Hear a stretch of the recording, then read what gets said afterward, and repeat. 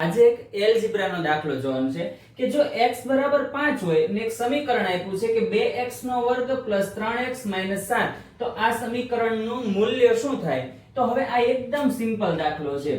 તો શું કરવાનું? જ્યાં જ્યાં આપણે x દેખાય ત્યાં આપણે કેટલા મૂકવાના? તો કે 5 મૂકવાના. ચાલો ચેક કરીએ કે 2x દેખાય એટલે આપણે શું મૂકવાનું? 5. એમનો શું કરવાનો છે? તો કે વર્ગ બરાબર પ્લસ 3x દેખાણા એટલે કેટલા મૂકવાના? 5 7 બરાબર. ચાલો 2 કૌંસમાં 5 નો વર્ગ કેટલો થાય? તો કે 25 પ્લસ 3 પંચા 15 7 બરાબર. 25 દુ કેટલા થાય? તો કે 50.